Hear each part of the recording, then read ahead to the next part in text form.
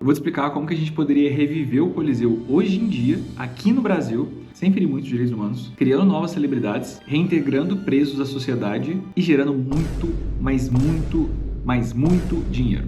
Bem-vindos ao Murrado, eu sou o Murilo e Murrado é Murilo Conrado. Não tenho Conrado pra perguntar. Pessoal, eu tive essa ideia maluca quando eu tinha 15 anos, hoje eu tô com 25, então ela foi muito amadurecida. Além de eu ter feito 3 anos de direito, até vestido a caráter, pra elaborar um pouco melhor. Primeira coisa, o Coliseu ele ia ser um projeto de lei. Então, como todo projeto de lei, ele precisa de um nome. Então, eu quis dar um nome bem sugestivo, que seria Lei do Coliseu Supremo do Brasil, número 80. Para eu começar a te explicar como é que funcionaria essa lei, primeiro eu tenho que relembrar você como é que funcionava o Coliseu original. O Coliseu foi construído entre 70 e 80 depois de Cristo. Ele foi projetado para ser um espetáculo grandioso, oferecendo ao público uma variedade de eventos, incluindo combates de gladiadores, caças de animais selvagens, execuções e até mesmo encenações de batalhas navais. Esses espetáculos eles serviam como uma forma de entretenimento para as massas, distraindo elas das dificuldades da vida cotidiana e dos problemas políticos. A boa e velha política do pão e circo. Não tão velha porque ela foi desenvolvida nessa época. E é aquilo, né? O povo de Pandu cheio e entretido não vai se revoltar com nada. Agora, com o Coliseu relembrado, você deve estar pensando assim, não mudou muito de como é hoje em dia, né? Só não é mais o Coliseu, mas a política do pão e circo continua a mesma. A única diferença é que agora, em vez do Coliseu, tem o show do Wesley Safadão. E aí as pessoas esquecem que não tem saneamento básico em casa. Só que a ideia que eu quero colocar é se o Coliseu voltasse hoje de uma forma diferente. Óbvio, ele seria o pão e circo, mas traria efeitos concretos positivos para a sociedade.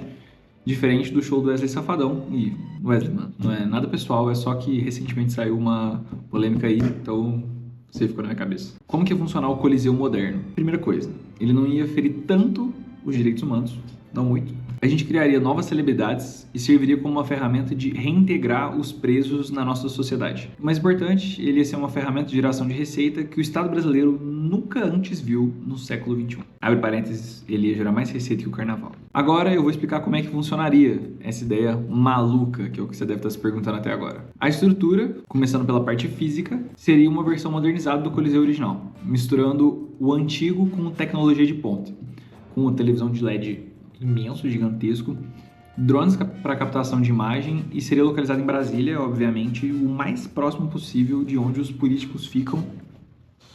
Por quê? Porque eu achei interessante essa parte. O evento do Coliseu ia acontecer apenas uma vez por ano, com apenas uma modalidade, não ia ter todos igual antigamente, que seria o torneio de gladiadores. Como seria o funcionamento do torneio de gladiadores? Vamos lá. Primeira coisa, os participantes. Todos eles seriam presos que se voluntariaram para fazer a parte. A participação seria uma escolha, né? Obviamente, não uma imposição. E pessoas que cometeram algum tipo de abuso, você sabe do que eu estou falando, não iam poder se candidatar para fazer parte do Coliseu. E o grande prêmio, né, para as pessoas, para esses presos fazerem parte do Coliseu, ia ser a liberdade total, ou seja, a anulação do cumprimento de pena. O torneio seria um reality show estilo BBB e teria episódios diários. Teria um pay-per-view de 24 horas e as batalhas abertas ao público. Cada participante seria acompanhado por mentores especialistas em combates e estratégia que fariam o treinamento dos presos antes do início dos combates e seriam televisionados para a criação de narrativa. Todos os episódios seriam roteirizados, igual era no BBB mesmo, para moldar a história dos participantes. Eles iam explorar motivações, o passado do criminoso e os conflitos pessoais dos competidores, transformando eles em, literalmente, personagens. E aí a audiência ia se envolver, torcer para alguma história, para algum tipo de redenção, ou mesmo para alguém que tem um perfil mais de vilão. Isso aí são coisas que a gente só saberia com ele sendo aplicado, para quem que o pessoal ia torcer.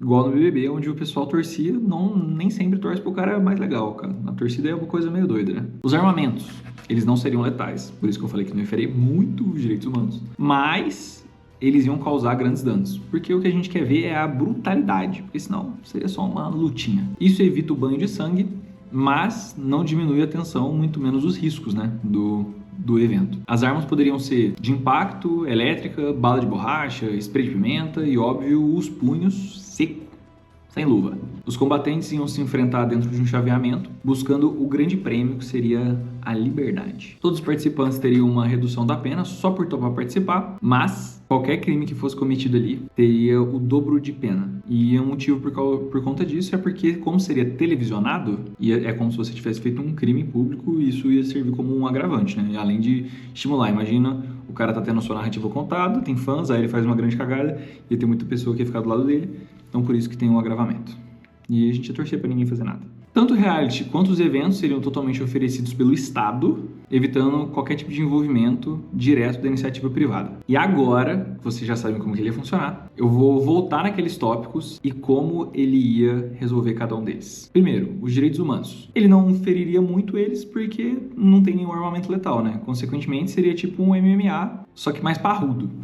Beleza, alguém podia perder um olho aqui, outro ali, mas são coisas da vida, né? No MMA, as pessoas topam ali o risco para ganhar recompensa. Segundo, ele serviria como uma ferramenta reintegradora do preso à sociedade, porque basicamente, com a criação de narrativa, de divulgação midiática, o preso está automaticamente reinserido na sociedade. O grande campeão facilmente seria internacionalmente conhecido, pois um evento dessa magnitude traria estrangeiros para assistir. Sendo campeão e com sua liberdade, ele poderia facilmente usar a visibilidade para fazer publicidade, e aqui no Brasil provavelmente ele inclusive seria chamado por um encontro com Fátima Bernardes. E se o campeão do BBB fica milionário, imagina o campeão do Coliseu, né? Não tem nem o que dizer. E os demais participantes, eles iam colher esse benefício, só que em menor escala, né? E eventualmente até em maior escala, né? Porque nem sempre, vou dar esse exemplo, né? Porque é o que é mais parecido, nem sempre o campeão do BBB é o mais amado, né? Às vezes tem o campeão do povo. E o terceiro, e o mais importante, ia ser uma ferramenta de geração de receita pro Estado. Tipo, absurda, jamais antes visto. Imagina o tanto de pay-per-view que isso venderia,